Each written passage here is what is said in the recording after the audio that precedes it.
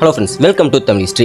India அப்படின்னு எடுத்துக்கிட்டால் அதில் எக்கச்சக்கமான கோயில்கள் இருக்குது. ஆனாலும் எல்லாரோட மைண்ட்லேயுமே ஒரு சில கோயில் மட்டும்தான் ஞாபகத்தில் இருக்கும். அது ஏன்னா அந்த கோயிலில் மட்டும்தான் நிறைய மர்மங்கள் இப்போ வரைக்கும் தீர்க்கப்படாமல் இருக்கும். ஸோ அந்த வகையில் இந்தியாவில் இருக்கிற ரொம்ப முக்கியமான 5 மர்மமான கோயில்களை பற்றி தான் நம்ம இந்த வீடியோவில் பார்க்க போகிறோம். ஸோ வீடியோ ரொம்ப இன்ட்ரெஸ்டிங்காக இருக்க போகுது.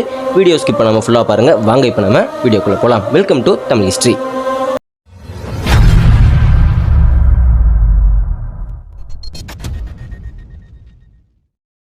ஃபஸ்ட்டாக பார்க்க போகிறது வீரபத்ர கோவில். இந்த கோவிலில் அப்படி என்னடா மர்மம் இருக்குன்னு யோசிப்போம். இந்த கோயிலில் 70 மிகப்பெரிய தூண்கள் இருக்குது. அதில் ஒவ்வொரு தூணும் பார்த்தீங்கன்னா கிட்டத்தட்ட 70 அடி உயரம் இருக்கும். ஆனால் அதில் ஒரே ஒரு தூண் மட்டும் இப்போ வரைக்கும் தரையோட இணையாமல் அந்த இடத்துல தொங்கிட்டே இருக்கும். இதனால் இந்த ஒரு தூண் மட்டும் தரையோட இணையாமல் இருக்குது அப்படின்னு இப்போ வரைக்கும் யாராலுமே கண்டுபிடிக்க முடியாத ஒரு மிகப்பெரிய மர்மமாகவே இருந்துகிட்ருக்கு.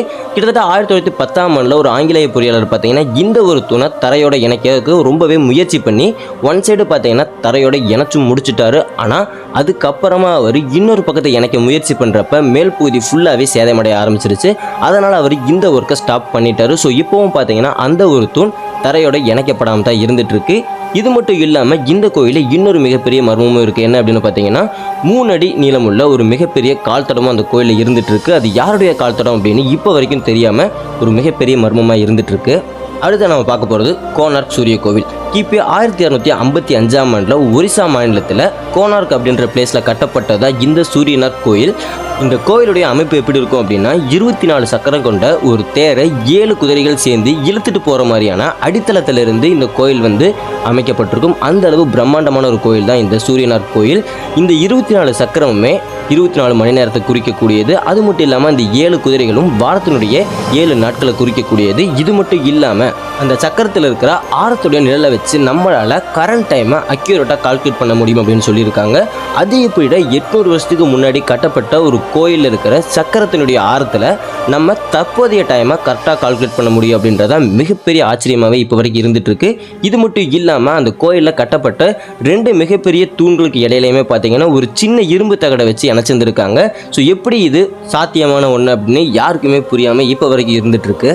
அடுத்து நம்ம பார்க்க போகிறது கைலாசநாதர் கோவில். கிபி 8ஆம் நூற்றாண்டில் முதலாவது கிருஷ்ணா மன்னனால் எல்லாரோவில் கட்டப்பட்டது தான் இந்த கைலாசநாதர் கோவில். இந்த கோவிலை கட்டுறதுக்கு ரொம்பவே டிஃப்ரெண்ட்டான கன்ஸ்ட்ரக்ஷன் ஃபாலோ பண்ணியிருக்காங்க. அது எப்படின்னா இந்த கோயிலை கட்டுறதுக்கு மேலேருந்து கீழே வரைக்கும் ஒவ்வொரு கற்களாக குடஞ்சி எடுத்து கீழே கோயிலை கட்டியிருந்திருக்காங்க. கிட்டத்தட்ட இந்த கோயிலை கட்டுறதுக்கு அவங்க 40 லட்சம் டன் கற்களை குடஞ்சி வெளியேற்றி கட்டியிருந்திருக்காங்க. ரொம்பவே சீக்கிரமாக இந்த ஒரு கோயிலை கட்டி முடிச்சிருந்திருக்காங்கன்னு சொல்லி ஆகணும். கிட்டத்தட்ட 18 வருஷத்துலேயே இந்த ஒரு கோயிலை கட்டி முடிச்சிருந்திருக்காங்க. நீங்கள் எல்லாருமே கேட்கலாம், என்னடா 18 வருஷம் அப்படிங்கிறது ரொம்பவே சீக்கிரமாக அப்படின்னு. ஆனால் நான் சொல்கிறது தெளிவாக கேட்டுக்கங்க. அப்படி நீங்கள் கேட்டீங்கன்னா கண்டிப்பாக 18 வருஷம் அப்படிங்கிறது ரொம்பவே சீக்கிரம் அப்படின்ற மாதிரி தான் தெரியும். ஏன்னா இந்த ஒரு கோயில் இருக்கிற 40 டன் கற்களை வெளியேற்றணும் அப்படின்னா கிட்டத்தட்ட ஒரு வேலையால் 12 மணி நேரம் ஒரு நாளைக்கு கண்டினியூஸாக ரெஸ்ட் இல்லாமல் ஒர்க் பண்ணியிருந்துருக்கணும். அப்படி ஒர்க் பண்ணியிருந்தா தான் ஒரு நாளைக்கு 50லேருந்து 60 டன் கற்களை வெளியேற்றி இருக்க முடியும். அப்போ ஒரு மணி நேரத்துக்கு குறைஞ்சதாக 5 டன் கற்களை வெளியேற்றி இருந்திருக்கணும்.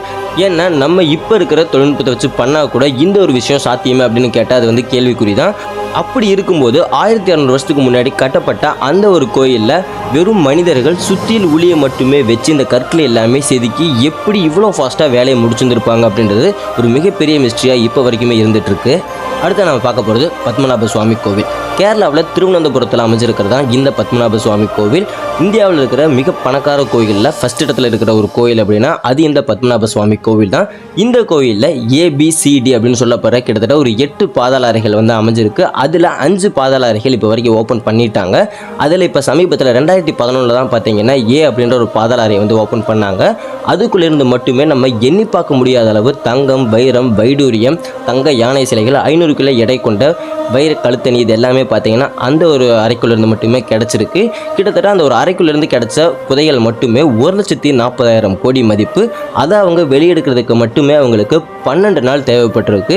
ஸோ இந்த அளவு ஒரு பணக்கார கோவில் தான் பார்த்தீங்கன்னா இந்த பத்மநாப சுவாமி கோவில். இது மட்டும் இல்லாமல் இந்த ஒரு கோயிலில் B அப்படின்ற ஒரு பாதாள அறை இருக்குது. அந்த அறையுடைய கதவு இப்போ வரைக்கும் திறக்கப்படாமல் இருக்குது. அதுதான் மிகப்பெரிய ஒரு மர்மமாகவே இருந்துகிட்ருக்கு. அந்த அறைக்குள்ளே என்ன இருக்குது அப்படின்னு இப்போ வரைக்கும் யாருக்குமே தெரியல. அந்த அறையை திறக்கணும் அப்படின்னா அதுக்குன்னு தனியாக நாகமந்திரம்லாம் சொல்லணும் அப்படின்ற மாதிரி நிறைய பேர் சொல்கிறாங்க. அது எந்த அளவு உண்மை அப்படிங்கிறது அந்த ஒரு கதவு திறக்கப்பட்டால் மட்டும்தான் அதுக்கான தீர்வு கிடைக்கும். ஸோ இப்போ வரைக்கும் அந்த கதவு திறக்கப்படாமல் ஒரு மர்மமாகவே இருந்துகிட்ருக்கு. அடுத்து நம்ம ஃபைனலாக பார்க்க போகிறது தஞ்சை பிரகதீஸ்வரர் கோவில். கிபி 10ஆம் நூற்றாண்டில் முதலாம் ராஜராஜ சோழனால் கட்டப்பட்டதான் இந்த தஞ்சை பெருவுடையார் கோயில். இந்த ஒரு கோயில் உலக அதிசயத்திலே இடம் பிடிச்சிருக்கணும் அப்படின்ற மாதிரி தான் எல்லாருமே பேசிகிட்டு இருக்காங்க. அந்தளவு பிரம்மாண்டமான ஒரு கோயில் தான் தஞ்சை பெரிய கோவில். கிட்டத்தட்ட 216 அடி உயரம் கொண்ட இந்த ஒரு கோவிலில் ஃபுல்லாகவே கிரானைட் கற்களை பயன்படுத்தி மட்டும்தான் கட்டியிருந்திருக்காங்க. கிட்டத்தட்ட 1,30,000 கிரானைட் கற்கள் இந்த ஒரு கோயில் கட்டுறதுக்கு பயன்படுத்தப்பட்டிருக்கு. ஆனால் இந்த கோயிலை சுற்றி 70 கிலோமீட்டருக்கு எந்த ஒரு கிரானைட் கற்களுமே கிடையாது அப்படின்றது தான் இங்கே இருக்கிற மிகப்பெரிய ஆச்சரியமே. இதை விட மிகப்பெரிய ஆச்சரியம் என்ன அப்படின்னா, உச்சியில் இருக்கிற ஒற்றைக்கல் கோபுரம். கிட்டத்தட்ட 81,000 கிலோ எடை கொண்ட இந்த ஒற்றைக்கல் கோபுரத்தை 1000 வருஷத்துக்கு முன்னாடி எப்படி எந்த ஒரு தொழில்நுட்பம் இல்லாத காலகட்டத்தில் வெறும் யானைகளை வச்சு மட்டுமே அந்த ஒரு இடத்துக்கு கொண்டு போயிருந்திருப்பாங்க அப்படின்றத மிகப்பெரிய மிஸ்ட்ரியாக இப்போ வரைக்கும் இருந்துட்டு இருக்கு. ஸோ இது மட்டும் இல்லாமல் இன்னும் தஞ்சை பெரிய கோயிலுக்குள்ளே நிறைய மிஸ்ட்ரிஸ்லாம் இருந்துட்டு இருக்கு. அதை பற்றி நீங்கள் தெரிஞ்சுக்கணும் அப்படின்னு நினச்சிங்கன்னா ஆல்ரெடி நம்ம சேனலில் தஞ்சை பெரிய கோயிலை பற்றி தனியாக ஒரு வீடியோவை அப்லோட் பண்ணியிருக்கோம். ஸோ அதுக்கான லிங்க்கும் பார்த்தீங்கன்னா டிஸ்கிரிப்ஷனில் கொடுத்துருக்கேன். மறக்காமல் அந்த வீடியோ நீங்கள் பார்க்கணும்னு நினச்சா பார்க்கலாம். அது மட்டும் இல்லாமல் ஸ்டார்டிங்கில் பார்த்த கோனார்க் சூரிய கோவில் அந்த கோயிலுக்கான ஃபுல் டீட்டெயில்ஸும் பார்த்தீங்கன்னா நம்ம சேனலில் அப்லோட் பண்ணியிருக்கோம். அதை நீங்கள் பார்க்கணும்னு ஆசைப்பட்டாலும் மறக்காமல் பார்க்கலாம். லிங்க்கும் பார்த்தீங்கன்னா டிஸ்கிரிப்ஷனில் கொடுத்துருக்கேன். இது மட்டும் இல்லாமல் பேலன்ஸ் இருக்கிற 3 கோயில்களை பற்றி நீங்கள் எதுவும் பார்க்கணும்னு ஆசைப்பட்டீங்க அப்படின்னா மறக்காமல் அது எந்த கோயில் அப்படின்றத கமெண்ட் பாக்ஸில் மென்ஷன் பண்ணிடுங்க. அவ்வளோதான் பார்த்தீங்கன்னா இந்த வீடியோ பிடிச்சிருந்தா like subscribe to Tamil history. Next interesting update உங்களுக்கு மீட் பண்ணுறேன் ஃப்ரெண்ட்ஸ். தேங்க்ஸ் ஃபார் வாட்சிங்.